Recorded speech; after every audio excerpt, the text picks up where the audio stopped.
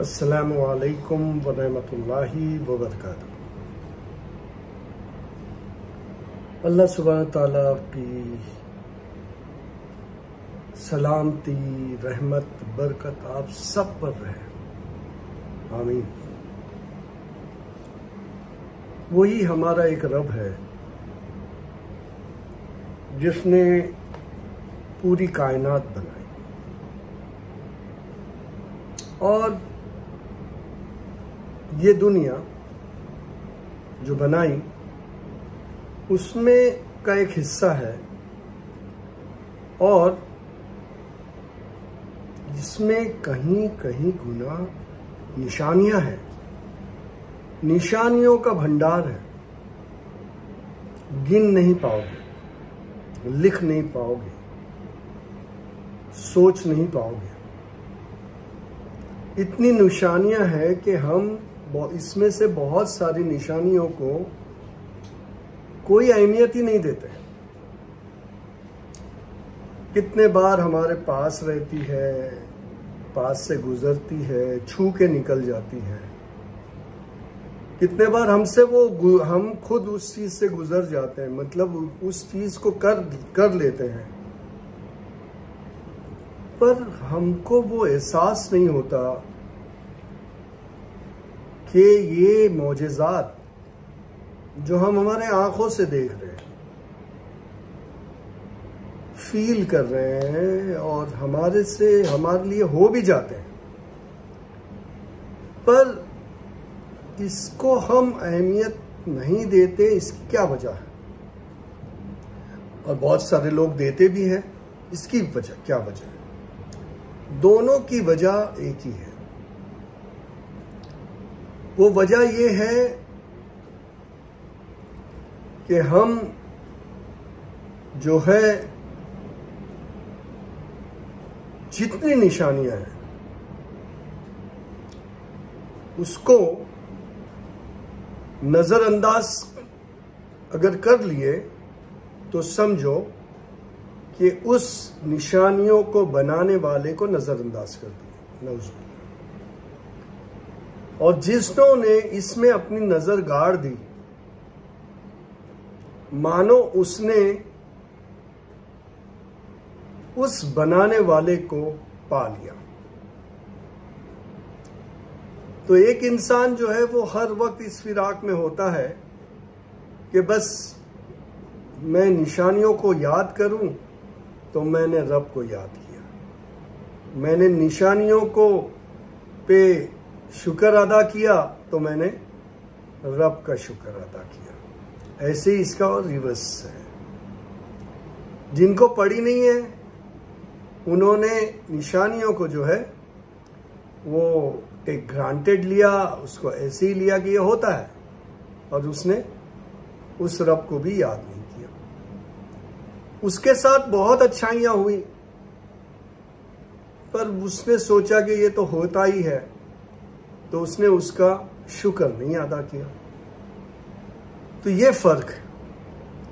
यहां पर असल बात तो ये है कहने की कि आपको हर बात में शुक्र अदा करना चाहिए, चाहे वो आपके फेवरेबल हो या चाहे वो अनफेवरेबल हो। अल्टीमेटली वो जाके जो है आपको ये एहसास दिलाना चाहिए कि ये फेवरेबल हुआ तो क्यों हुआ और अनफेवरेबल हुआ तो क्यों।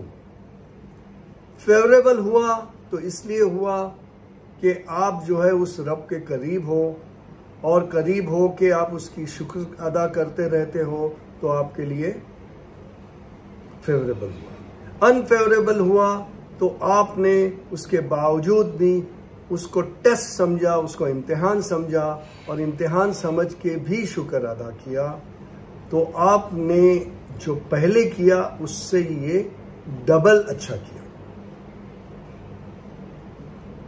तो ये जरूरी है हमारे लिए कि हम हर मौका न गवाएं जिस मौके में हमें शुक्र अदा करने मिले। मिसाल के तौर पे बहुत सिंपल है ज़्यादातर लोग जो मर्द हजरात हैं वो ज़्यादातर लोग घर से निकलते हैं, अपने काम के लिए जाते हैं और फिर घर लौटते हैं। रोज़ाना का ये हर एक का मामूल है।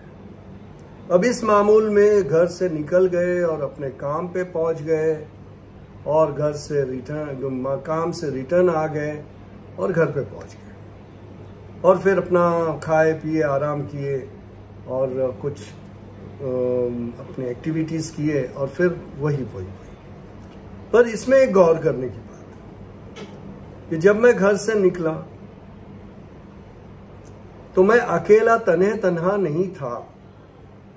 मेरे इर्द गिर्द लोग थे, गाड़ियां थी, स्कूटर्स थे, रास्ते के खड्डे भी थे और बहुत सारी चीजें थी। तो क्या मैं इनसे बचते बचाते पहुंच गया? और आते वक्त भी यही चीजें थी। तो क्या मैं इससे बचते बचाते पहुंच गया? तो ये सिंपल मिसाल है। अगर पहुंच गया अपने काम पे तो शुक्र अदा कर दो, और वहां से सेफ घर पे पहुंच गए तो शुक्र अदा कर दो।